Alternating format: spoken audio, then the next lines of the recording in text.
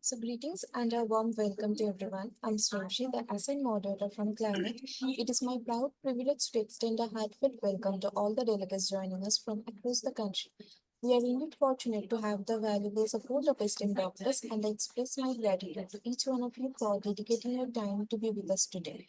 Allow me a moment to introduce our platform, Planet. It stands as one of the largest live digital CME platforms in India, providing a space for doctors to create and share medical content. Now, I would like to extend a special welcome to today's distinguished speaker, Dr. Sumati Saxena, ma'am. Ma'am holds degrees in MBBS, MS. Ma'am is senior consultant at Dr. Sumati Saxena's clinic with over 30 years of experience. And today, ma'am will be talking on the topic pelvic inflammatory disease and its long-term sequel. Well, I would like to take this opportunity to provide a brief overview of today's topic once. Pelvic inflammatory disease is an infection of the female reproductive organs usually caused by an untreated STIs like chlamydia or gonorrhea. If not treated early, it can cause pain, infertility, or pregnancy problems. Early antibiotics, SIT testing, and partner treatment help prevent serious issues. So, without any much delay, ma'am, now I'd like to hand over this session to you. You may proceed with the talk now. Over to you. Thank you. Thank you for the opportunity. Good evening, dear friends and colleagues. The topic for today's webinar is pelvic inflammatory disease and its long-term sequelae. And I am Dr. Subhati Saxena, senior consultant in Lokhandwala, Andheri West. So this condition is very common in the young reproductive age in women. And pelvic inflammatory disease is an infection of the female upper genital tract, including uterus, fallopian tube, and ovaries. And it results from the ascending spread of microorganisms from the vagina and cervix. And the common causative organisms include Neisseria gonorrhoeae, Chlamydia trachomatis, and anaerobic bacteria. So there are many risk factors which contribute to increased incidence of this disease. And one of them is multiple sexual partners. So if a woman is having multiple sexual partner, so there are more chances of getting infected.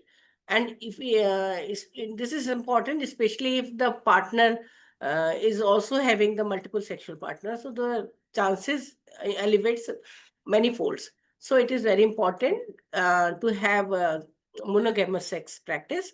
And also early onset of sexual activity is also one of the risk factor.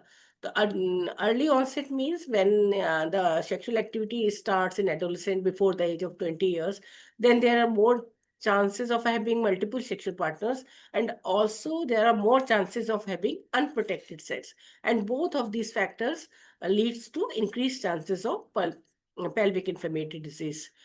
And if there is previous history of sexually transmitted disease, that is also a risk factor for developing pelvic inflammatory disease, because with every episode of STI, there is damage to the genital tract, and this damage leads to a contributory factor for further development of pelvic inflammatory disease. And next is use of intrauterine contraceptive device.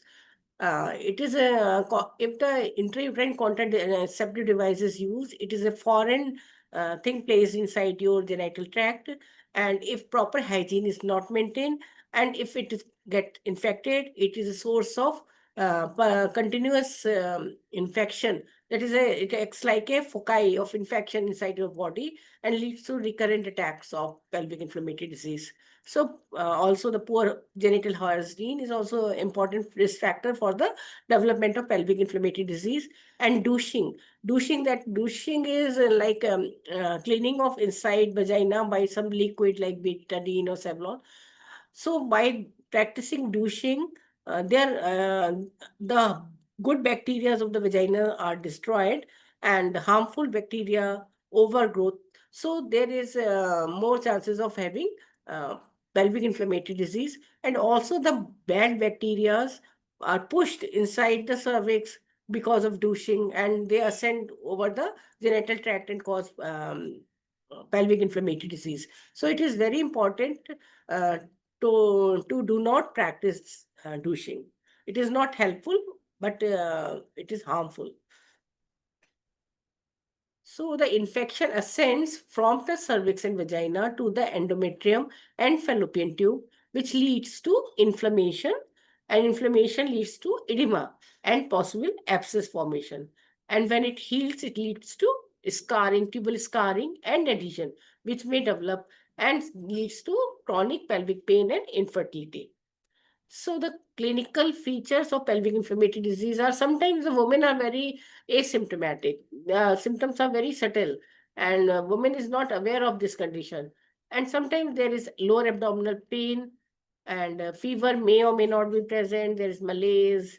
There is abnormal vaginal discharge, which is a very frequent complaint. And this discharge may be copious in amount. This may be greenish or yellowish in color, frothy, foul smelling. Then it is there are very much chance of pelvic inflammatory disease. And because the genital tract is inflamed, and if sex is done, then it leads to dyspareunia, that is painful intercourse.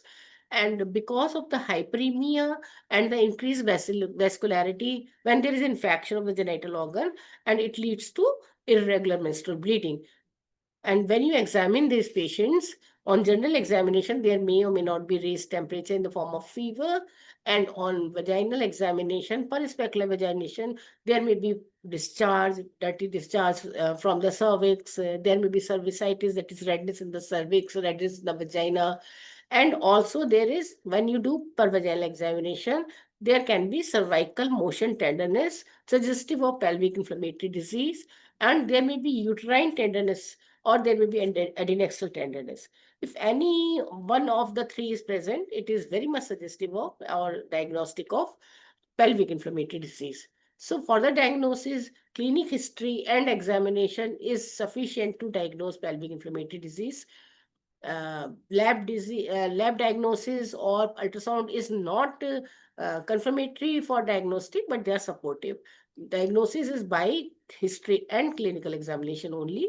Lab test in the form of blood test, that is CBC, CRP, ESR, and also STI screening in the form of screening for syphilis, VDRL, HIV.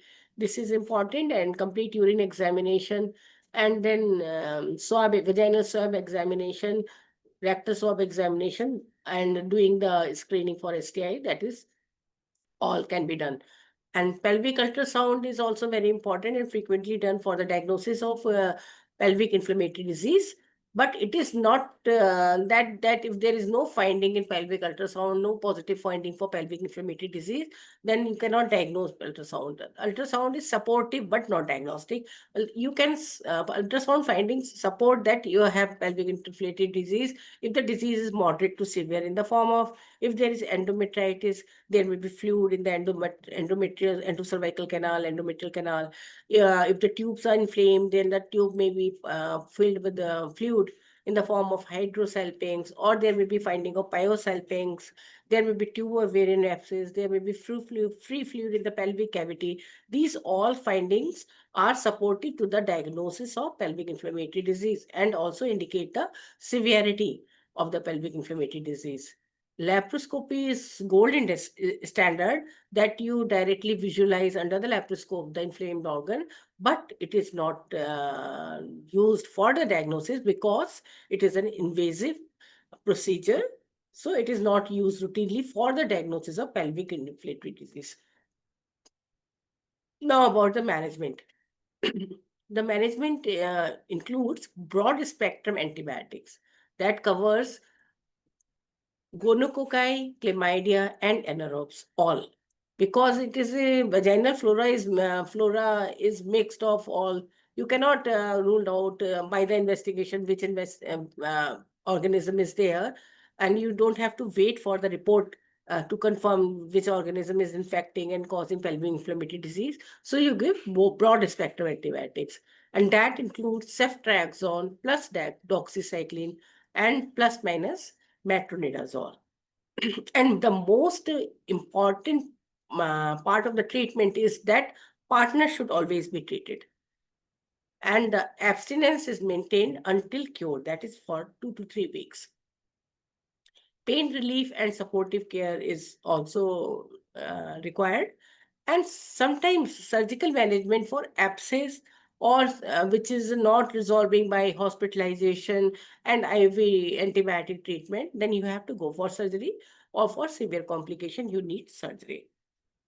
So these are the CDC guideline for the treatment of pelvic inflammatory disease. So if the patient is having mild to moderate acute PID, then it is treated orally or intramuscular injection. And women who do not respond to intramuscular or oral therapy within 72 hours should be re-evaluated to confirm the diagnosis and be administered therapy intravenous.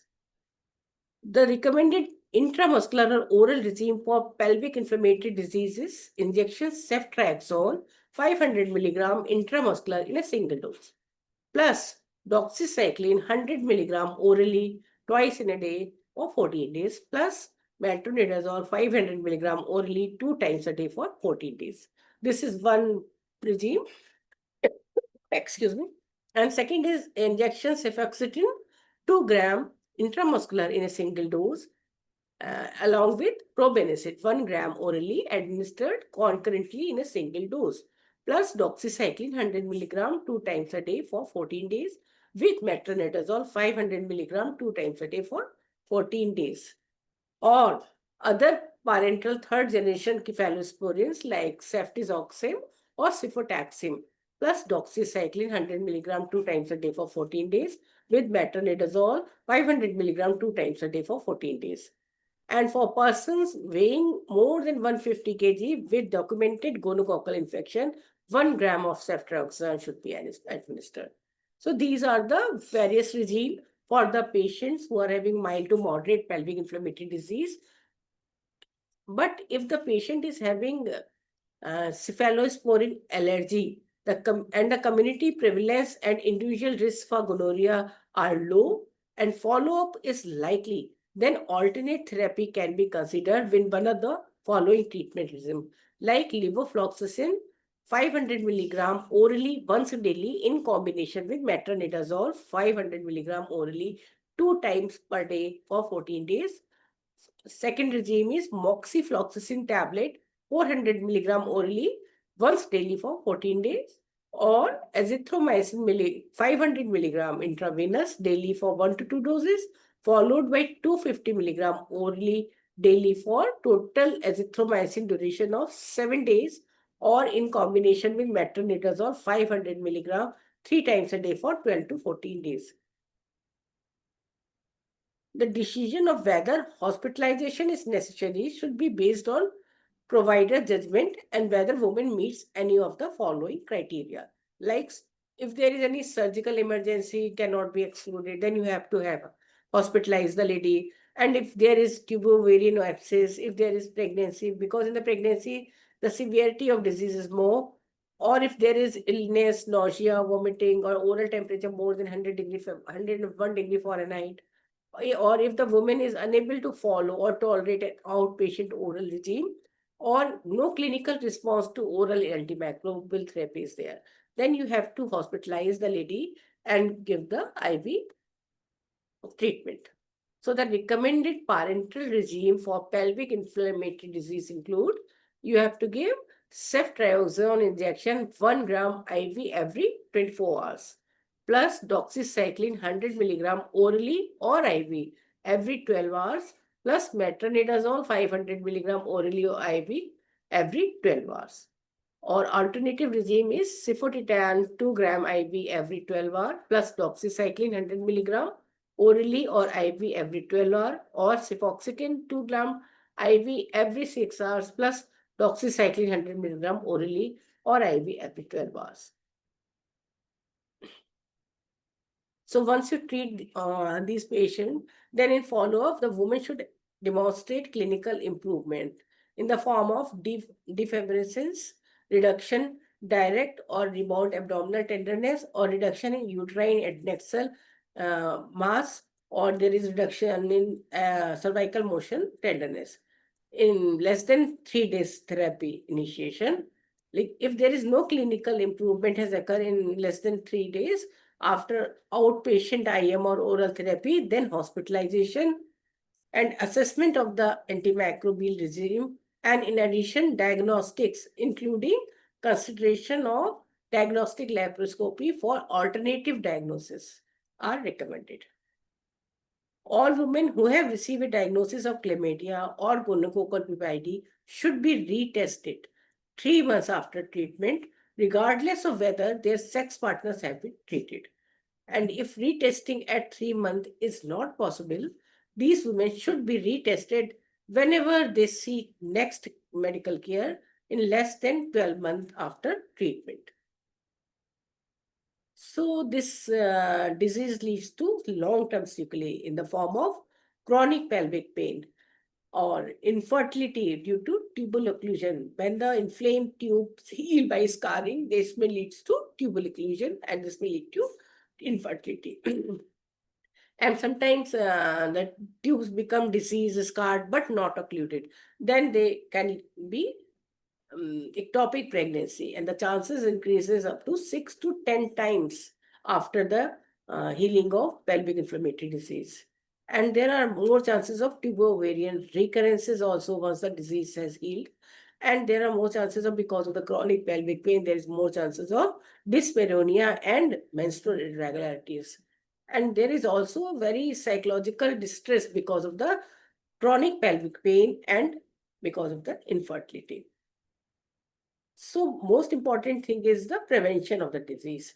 So how can we prevent the pelvic inflammatory disease, especially in adolescent and in women who are in the reproductive age group? Then first important thing is education and awareness about the safe sexual practices. That is very important. Safe sexual practices include like monogamous sex practice, and also the use of barrier contraceptive, which is very important in the prevention of pelvic inflammatory disease.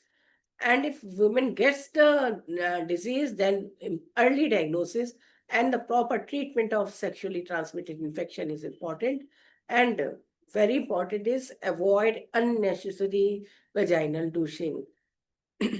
And regular gynecological checkup is required, and prompt management of pelvic infection leads to early healing. So there are more or less chances of development of long-term sequelae. To summarize, pelvic inflammatory disease is a preventable and treatable condition. And early detection and comprehensive management are key to preventing long-term complications like infertility and chronic pelvic pain. And the most important is public health education and sexual health awareness that play vital role in prevention. Thank you.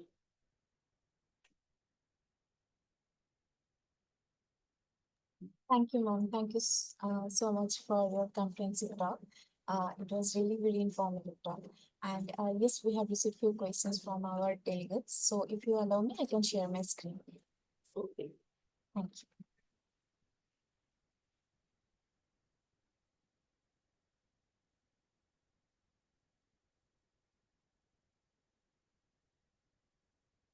I hope my screen is visible to you now. Yeah. Here is the first question.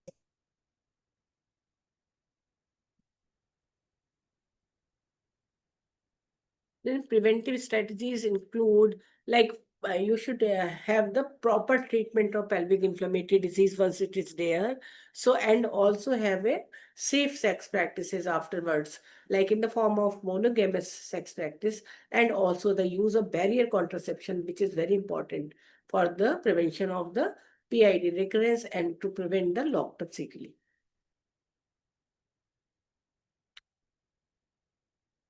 Surgical intervention is required in the cases of like tubo-ovarian abscess. And when it is this tubo-ovarian abscess is not responding to the intravenous antibiotic therapy, and the patient is having fever and not responding to the IV antibiotic therapy, then you have to go for surgical intervention.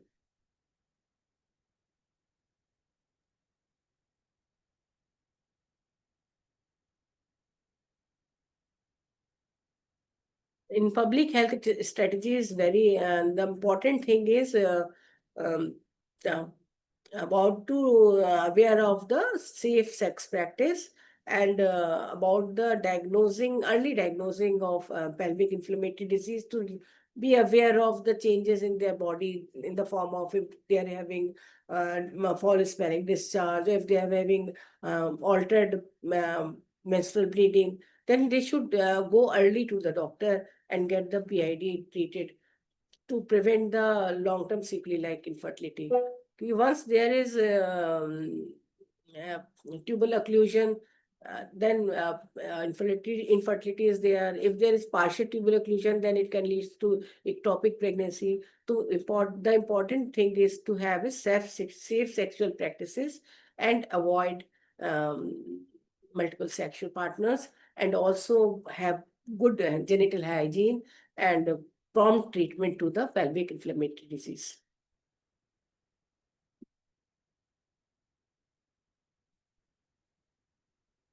Ma'am, these are the all questions, and also we have received a case-based query from a participating doctor. So I'm just sharing my screen.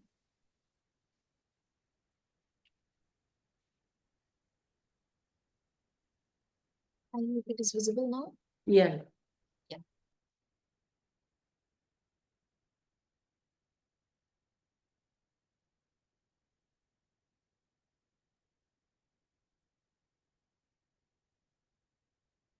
Partner was never treated.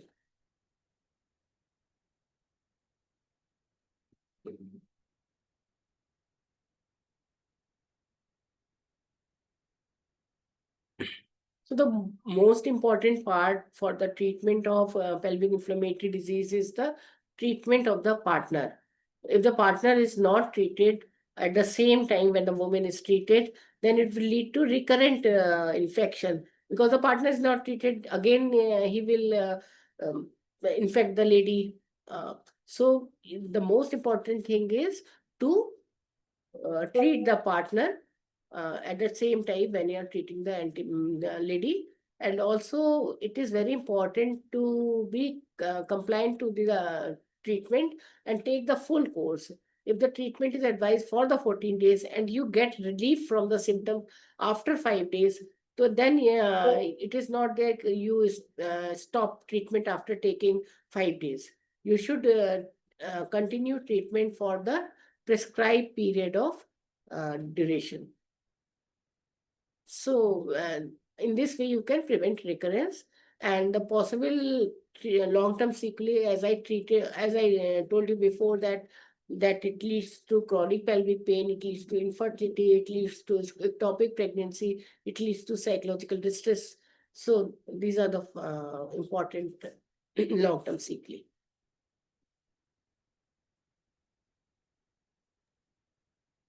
Thank you, ma'am. Thank you so much for answering all the queries of our participating doctors.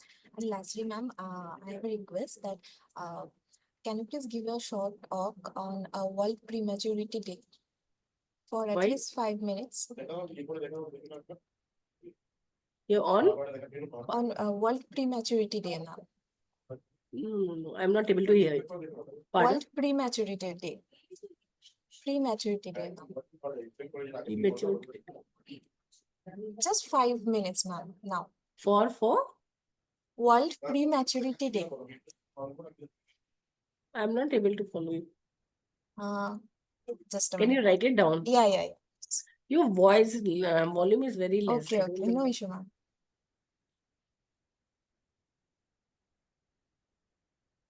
Yes. Now I think you are able to see.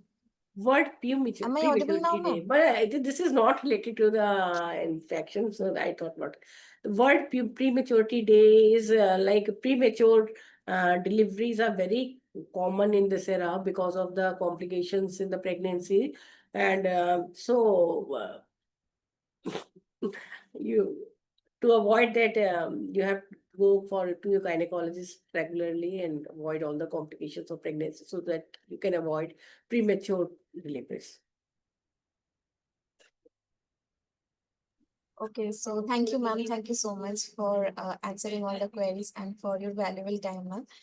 So with this, we are concluding the session over here for today, and we hope to have you again on our platform very soon. Thank you so much. Thank you. Thank you. Good night, ma'am. Good night.